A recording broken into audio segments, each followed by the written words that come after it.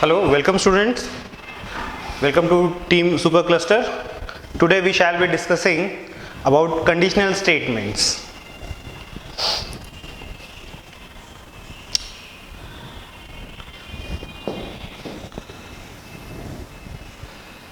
So, in conditional statements, we will see if statement, if else, nested if, and else if ladder.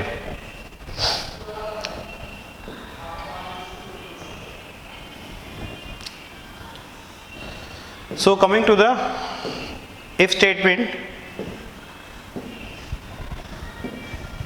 If statement, basically it is a conditional statement. Here you can see the syntax, the if keyword, condition, this is the starting of the if, this is the closing of this if body, and this is the body of if statements.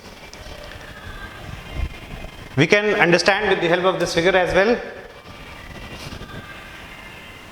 This is where the condition is checked, and if the condition is true, then the conditional code will be get executed, otherwise rest of the statements will be executed. This conditional code is these statements. Let's go through in detail with the help of a suitable example.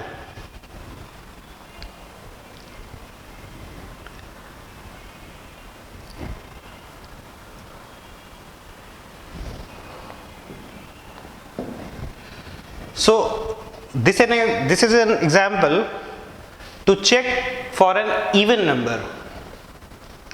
As you can see, I will be discussing this program line by line. So this first line is the comment that will be ignored by the compiler. This is an example of single line comment.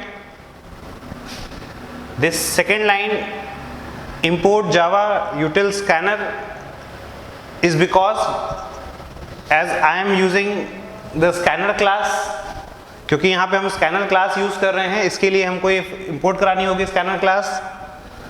Then हमने एक class बनाई even, ठीक है, class name आप कुछ भी दे सकते हैं. देन उस इवन क्लास में हमने एक मेथड बनाया मेन,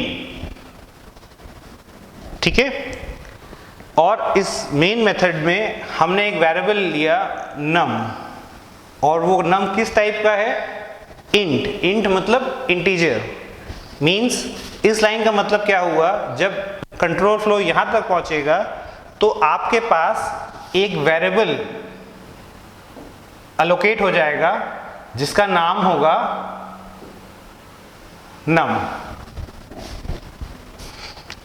फिर मैंने स्कैनर क्लास यूज करके एक obj नाम का एक ऑब्जेक्ट बनाया, क्योंकि हम इसमें जो नंबर होगा वो यूजर से इनपुट करेंगे.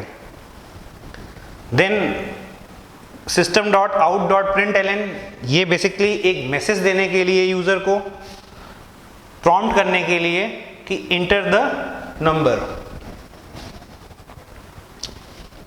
नेक्स्ट ये लाइन है num is equal to obj.next int. ये बेसिकली जो हमने num वेरिएबल यहाँ क्रिएट किया था उसमें वैल्यू रिसीव करने के लिए हमने ये स्कैनर क्लास से ऑब्जेक्ट बनाया था वो, और नेक्स्ट इंट ये एक मेथड है इंटीजर्स नंबर्स को रिसीव करने के लिए. इसकी मदद से यूजर जो भी नंबर टाइप करेगा वो हमारा कहाँ रिसीव होगा, num वेरिएबल में. और कैसे होगा, ये इक्वल टू यहाँ पे क्या है, इक्वल टू यहाँ पे असाइनमेंट ऑपरेटर है. असाइनमेंट ऑपरेटर बेसिकली क्या होता है, जैसे से फॉर एग्जांपल अगर कोई वेरिएबल n है और n इक्वल्स टू 5 है, तो ये असाइनमेंट ऑपरेटर है. और असाइनमेंट ऑपरेटर बेसिकली क्या करता है कि जो भी वैल्यू होती है उसको उस पर्टिकुलर वेरिएबल में असाइन कर देता है. अब यहाँ पे हम क्या कर रहे हैं कि जो वैल्यूज है वो हम यूजर से रीड कर रहे हैं स्कैनर क्लास की हेल्प से. तो हमने स्कैनर क्लास की हेल्प से एक ऑब्जेक्ट बनाया obj नाम का. आप यहाँ पे obj की जगह कोई भी नाम ले सकते हो, ठीक है, क्योंकि मैं ऑब्जेक्ट बना रहा हूं तो obj. देन system.out println से मैसेज दिया, देन obj.next इंट मेथड से मैंने क्या किया, इंटीजर वैल्यू को रिसीव किया और जो भी वैल्यू यूजर डालेगा वो उस नम वेरिएबल में आ जाएगा। ठीक है, फर्दर यहां से मेन आपका होता है इफ स्टार्ट इफ, और ये बेसिकली क्या है आपकी कंडीशन। यहां पे मैंने क्या दे दिया है, कंडीशन जो हमने सिंटेक्स में देखा था इफ, उसकी कंडीशन, और कंडीशन में मैंने क्या दिया है नम मॉड 2, क्योंकि ये बेसिकली टेस्टिंग कंडीशन है to check whether the entered number is an even number और नॉट। ठीक है, अभी मैं आपको एग्जांपल से डेमोंस्ट्रेट करूंगा, मैंने यहाँ लिया हुआ है, पर पहले एक बार प्रोग्राम गो थ्रू कर लेते हैं। सो बेसिकली क्या हुआ यहाँ पे इफ, यहाँ इफ की कंडीशन हो गई और ये जो ब्रेसेस है ये इंडिकेट कर रहा है बॉडी ऑफ इफ। ये बॉडी स्टार्टिंग हो रही है और ये क्लोज हो रही है और ये पूरा इसके अंदर जितनी भी लाइंस ऑफ कोड्स होती हैं, ठीक है, वो इफ की बॉडी कहलाएगी। यहाँ एक लाइन भी हो सकती है, एक से ज़्यादा लाइन भी हो सकती है। ठीक है, इफ नम मॉड 2, और ये जो ऑपरेटर मैं यूज़ कर रहा हूँ बेसिकली ये कंपैरिजन ऑपरेटर है। ठीक है, ये दोनों तरफ की वैल्यूज़ को कंपेयर करता है। सिस्टम डॉट आउट प्रिंटलन ने मैंने मैसेज दिया अगर ये कंडीशन फुलफिल होगी, क्योंकि ये पर्टिकुलर ब्लॉक कब एग्जीक्यूट करेगा, जब हमारी कंडीशन ये ट्रू होगी। अगर कंडीशन ट्रू होगी तभी हम इफ की बॉडी में जाएंगे, अदरवाइज हम उसके स्किप कर देंगे, उसकी बॉडी को स्किप करके आगे हम कंटिन्यू करेंगे। तो यहाँ पे हुआ इफ की बॉडी स्टार्ट हुई, यहाँ पे क्या हुआ इफ की बॉडी क्लोज हुई। इसके अंदर हमने यहाँ पे एक मैसेज दे दिया कि अगर ये कंडीशन सेटिस्फाई हो रही है तो हमारा जो इंटर्ड नंबर है वो इवन नंबर है। और इसके बाद इफ की बॉडी के बाद हमने एक मैसेज प्रॉम्प्ट कर दिया थैंक यू। अब हम एग्जांपल के लिए देखते हैं, ये इसका आउटपुट है, एग्जीक्यूटेड है, ये सारा ब्लूजे पे ही एग्जीक्यूटेड है, ये उसी का स्क्रीनशॉट है। तो यहाँ पे हमने अगर फिर से लाइन बाय लाइन हम इसको देख लेते हैं फिर से।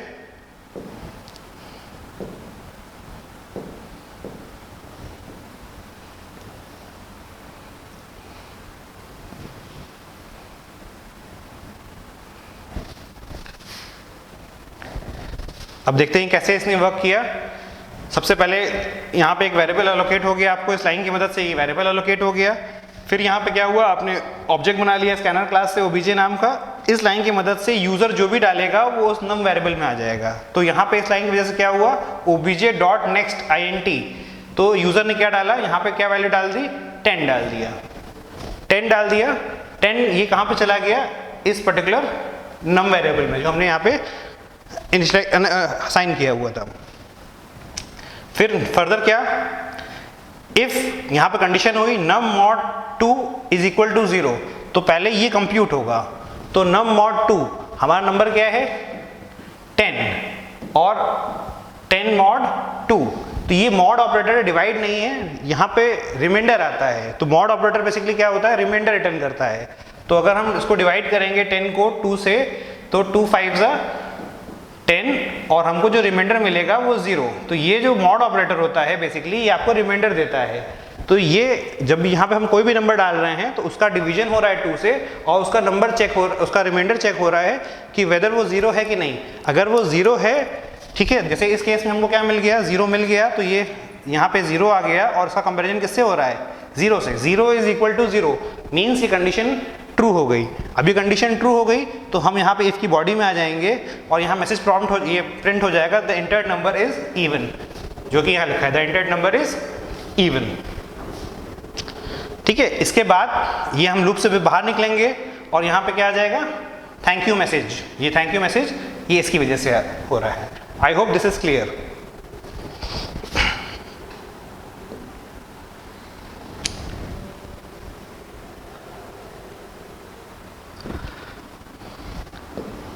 अब ये वही एग्जाम्पल है, बट इस बार हमने जो नंबर डाला है वो जानबूझ के हमने इवन नंबर नहीं डाला है, इसको टेस्ट दिखाने के लिए, आपको समझाने के लिए।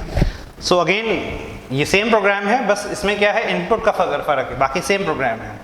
अब यहाँ पे क्या हुआ, इस केस में क्या होगा भाई, इंट नंबर, तो एक वेरिएबल असाइन हो गया, ठीक है, इसका नाम क्या है नम, एक वेरिएबल असाइन हो गया और नम, और यूजर ने क्या डाला 11, तो यहाँ पे क्या हुआ 11 आ गया। Got it. अब 11 आ गया, अब हमारा यहाँ कंडीशन क्या कह रही है, if num mod 2 is equal to 0, मतलब जो भी नंबर है उसका अगर हम मॉडुलस करेंगे 2 से तो वो 0 है कि नहीं। तो अगर हम इसको करेंगे 2 5 10 और ये 1, अब हम यहाँ देखिए हमको ये जो रिमाइंडर मिला ये नॉन जीरो है, 1 हो या कुछ भी हो नॉन जीरो है, तो मींस जब ये कंडीशन चेक होगी तो कंडीशन क्या चेक होगी,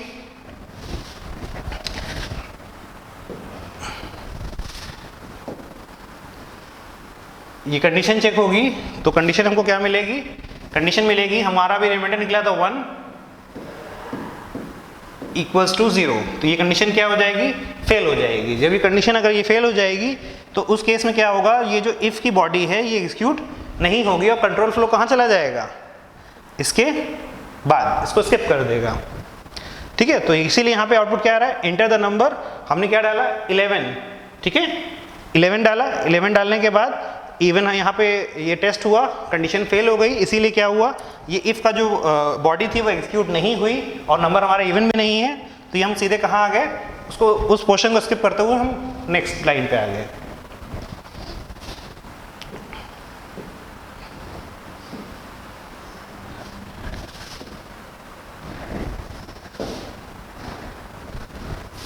एक और एग्जांपल देखते हैं।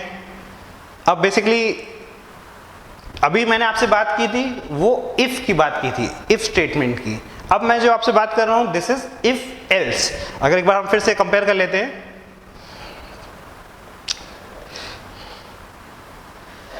देखिए इफ में क्या था, इफ कंडीशन एंड देन इसकी बॉडी,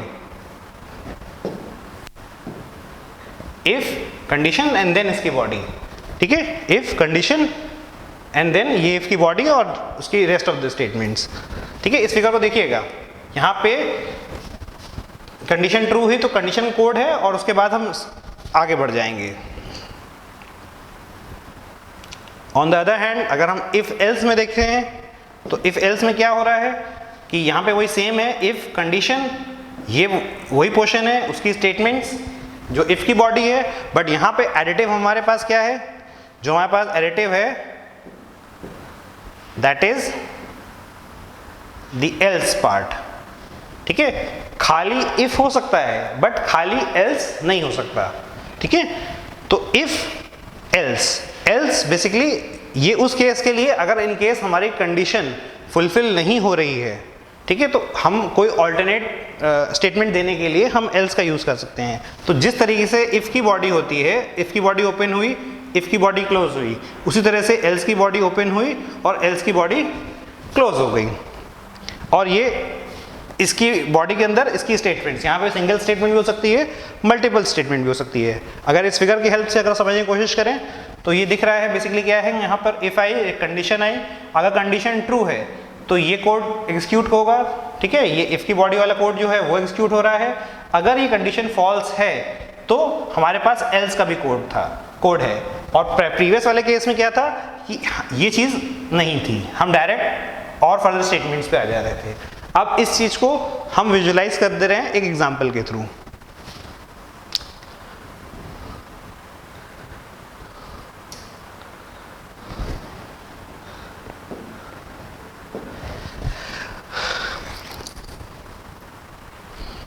अब देखिए ये वही एग्जाम्पल है बट इसको मैंने थोड़ा सा एक्सटेंड कर दिया है। लास्ट क्वेश्चन में हम क्या कर रहे थे, हम एक नंबर यूजर से ले रहे थे और उसमें चेक कर रहे थे कि वेदर वो नंबर इवन है कि नहीं, केवल इवन की बात कर रहे थे। बट यहाँ पे हमने थोड़ा सा उसको एक्सटेंड कर दिया है to check for even and odd, even के साथ ऑड। ठीक है, तो अगेन ये हमारी बेसिकली क्या है, कमेंट है। ठीक है, और बाकी सब कुछ सेम है, प्रीवियस से वही क्लास बनी है। हाँ, क्लास का नाम मैंने चेंज कर दिया है, वहाँ पे हमने क्लास केवल इवन बनाई थी क्योंकि एक पैकेज के अंदर सेम नेम की क्लास नहीं हो सकती, तो हमने वहाँ इवन नेम की क्लास बनाई थी, यहाँ हमने इवन ऑड कर दिया। अगेन मेथड मेन नाम से, बाकी सब कुछ वही है, एक नम वेरिएबल हुआ। ठीक है, और वही स्कैनर क्लास का ऑब्जेक्ट बनाया। ठीक है, नम वेरिएबल में वैल्यू रिसीव की। अब यहाँ पे कंडीशन हम देख रहे हैं, तो ये इफ पार्ट वही जो प्रीवियस वाला है, ये वही इफ पार्ट है। अब जो एडिटिव है इसमें वो क्या है, ये एल्स पार्ट। जो एडिटिव है ये लास्ट इफ वाले में नहीं था, एल्स वाले में ये हमने ऐड किया हुआ है। सो बेसिकली इसको देख लेते हैं। अब जैसे हमने क्या डाला, नंबर डाला 10। ठीक है, तो कंडीशन चेक करेंगे 10 mod 2, 10 mod 2, आपको रिमाइंडर क्या मिलेगा 0। रिमाइंडर 0 मिल गया, इट मीन्स ये कंडीशन फुलफिल हो गई, ये कंडीशन ट्रू हो गई, तो इट मीन्स क्या होगा, ये आपका इफ का ब्लॉक एग्जीक्यूट करेगा। ठीक है, अब इफ और एल्स में बेसिकली क्या होता है कि आइदर ऑफ द वन करता है, या तो इफ पार्ट करेगा या एल्स करेगा, दोनों नहीं करता। ठीक है, तो इस केस में क्या हुआ, इस केस में जो हमने इस वैल्यू लिया, इस पर्टिकुलर वैल्यू के लिए, इस पर्टिकुलर वैल्यू के लिए हमने क्या लिया, 10, हमने 10 लिया, 10 mod 2 करेंगे तो ये कंडीशन फुलफिल हो रही है, इसीलिए इफ का पार्ट एक्सिक्यूट हो गया, और इसीलिए यहां पे क्या मैसेज आ गया, the entered number is even. और थैंक यू, थैंक यू कहां से, थैंक यू ये हमारी लास्ट स्टेटमेंट है जो कि इफ और एल्स के ब्लॉक के बाहर है। ठीक है, अब इसको दूसरे वैल्यूज के लिए देखते हैं, इसी एग्जांपल को देखते हैं ऑड वैल्यू के लिए। ये वही एग्जांपल है but for the odd value. अब यहां पे क्या फर्क है, हमने जो वैल्यू डाली वो क्या डाल दी, 11 डाल दी। ठीक है, तो अब क्या हुआ होगा, 11 mod 2 करेंगे हम, 11 mod 2 करेंगे, 2 5 10, और हमको यहां मिलेगा 1। ठीक है, रिमाइंडर 1, तो यहां पे कंडीशन क्या होगी, 1, ये कंपेयर करेगा इससे 0 से, कंडीशन फॉल्स हो जाएगी। सो यहां पे क्या हुआ, ये कंडीशन हमारी क्या हो गई, फॉल्स हो गई। जब ये कंडीशन फॉल्स हो गई तो ये इफ का पार्ट है, ये एग्जीक्यूट नहीं होगा। अब क्या होगा इसके बाद, ये हम एल्स के पार्ट में आ जाएंगे, क्योंकि इफ की कंडीशन फॉल्स हो गई, कंडीशन फॉल्स हो गई है तो इफ की बॉडी एग्जीक्यूट नहीं होगी। अब हम कहां पे आ जाएंगे, एल्स के पार्ट में। एल्स के पार्ट की जो भी हमने स्टेटमेंट लिखी थी, तो एंटर्ड नंबर इज ऑड, इसी वजह से यहां पे क्या आ रहा है, the entered number is odd, ये मैसेज प्रॉम्प्ट हो गया। और इसके बाद अगेन ये, ठीक है, ये थैंक यू हमारा वो मैसेज है जो कि इफ एल्स से बाहर है, ये तो एग्जीक्यूट होना ही होना है। ठीक है, I hope it is clear to all of you.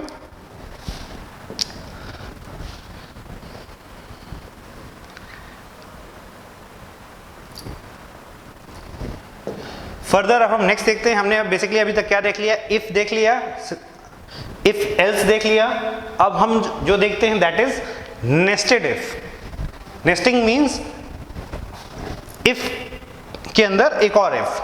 ठीक है, जैसे यहां पे क्या है, सिंटेक्स आपको दिख रहा है कि ये इफ है, ठीक है, ये इफ की बॉडी स्टार्ट हुई और ये इफ की बॉडी क्लोज हुई, और इसके अंदर ये इफ की बॉडी है। अब इस बॉडी के अंदर नेस्टिंग हम कहां कर रहे हैं, इसके अंदर हम एक सेट और दे दे रहे हैं इफ का। ठीक है, नेस्टिंग क्यों हो रही है, क्योंकि इफ की बॉडी के अंदर एक और इफ। ठीक है, सो ये नेस्टिंग हो गई। यहां पे इफ भी हो सकता है, इफ एल्स भी हो सकता है, वो डिपेंडिंग अपॉन द केस कर सकते हैं। सो ये जो सिंटेक्स बेसिकली क्या दिखा रहा है, इफ है, यहाँ इफ की बॉडी स्टार्ट हुई, इफ की बॉडी क्लोज हुई, ये स्टेटमेंट्स हैं। अब इन स्टेटमेंट्स के ये जो इफ हो सकता है, पहले भी हो सकता है, बाद में भी हो सकता है, तो ये कुछ स्टेटमेंट्स हैं। उसके बाद ये हमने दूसरा इफ डाल दिया, ये इस दूसरे इफ की बॉडी स्टार्ट हुई और ये दूसरे इफ की बॉडी क्लोज हुई, और इसके अंदर इसकी इस पर्टिकुलर इफ की स्टेटमेंट्स ये कब एग्जीक्यूट होगी, जब ये कंडीशन ट्रू हो। ठीक है, जैसे लास्ट केस में जो हमारा रूल है वो वही अप्लाई होगा कि जब कंडीशन ट्रू होगी तभी हम अंदर जाएंगे। तो जब ये कंडीशन यहाँ पे कंडीशन 1 ट्रू होगी तभी हम इस पे पहुंच पाएंगे, और जब कंडीशन 2 कुछ भी हो, जब वो ट्रू होगी तभी हम यहाँ पे जा पाएंगे। ठीक है, और ये फिर फर्दर हम अपने प्रीवियस वाले ब्लॉक में आ गए, प्रीवियस इफ में। अब इसको हम समझ लेते हैं with the help of an example.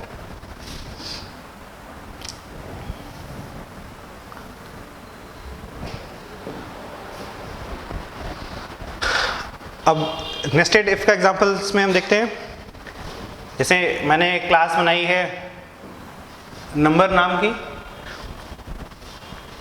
ठीक है, अगेन ये एक मेन मेथड है। अब यहाँ पे एक मैंने वेरिएबल लिया है, उस वेरिएबल का नाम क्या है, एक वेरिएबल है, इसका नाम है num। तो इस लाइन की वजह से जब हम लिखते हैं int num इक्वल्स टू 60, यहाँ मैं डिक्लेयर भी कर दे रहा हूँ और इनिशियलाइज भी कर दे रहा हूँ। ठीक है, सो क्या होगा, इस num वेरिएबल में 60 आ गया। ठीक है,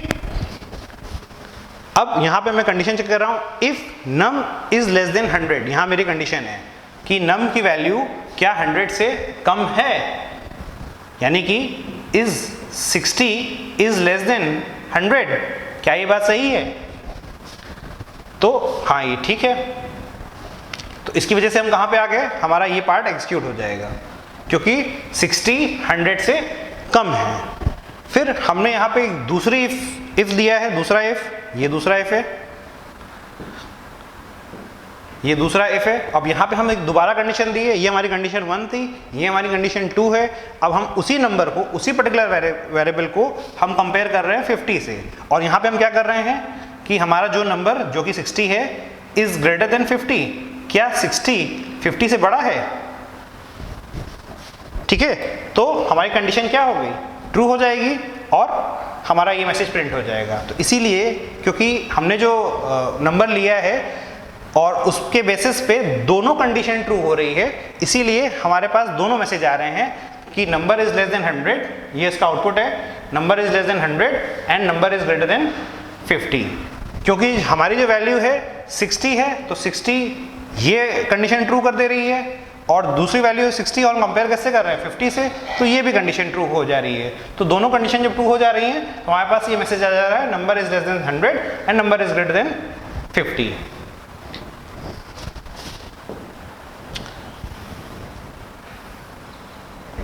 नाउ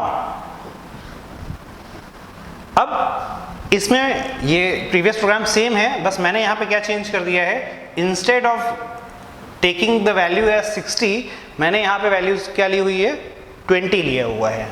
तो बेसिकली क्या है, यहाँ पे अगेन वही नम वेरिएबल और वो मैंने वही इनिशियलाइज कर दिया है। इस प्रीवियस एग्जांपल में 60 वैल्यू ली हुई थी, यहाँ पे बेसिकली कितना लिया है, 20। अब क्या हुआ, int num is equal to 20, मैंने 20 वैल्यू वहाँ डाल दिया। अब यहाँ पे क्या हो रहा है, कंपैरिजन हो रहा है कि वेदर 20 इज लेस देन 100, क्या ये बात सही है? हाँ सही है, 20 कम है 100 से। तो ये मैसेज ये हम बॉडी के अंदर आ जाएंगे और ये जो स्टेटमेंट है ये एग्जीक्यूट हो जाएगी, और इसीलिए यहाँ पे मैसेज लिख के आ जाएगा नंबर इज लेस देन 100।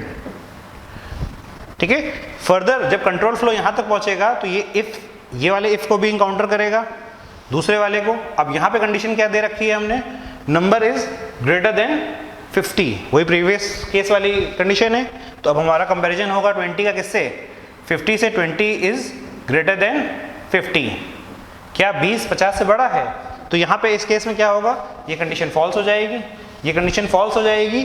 तो उसकी वजह से ये जो इफ की बॉडी है हम इसमें एग्जीक्यूट ये इसके अंदर नहीं जाएंगे, नहीं जा पाएंगे, कंडीशन फॉल्स हो गई तो ये पार्ट एग्जीक्यूट नहीं होगा, इसीलिए ये स्टेटमेंट यहाँ पब्लिश नहीं हुई। इसीलिए केवल यहाँ पे एक ही वैल्यू आ रही है, number is less than 100। I hope this much is clear to all of you.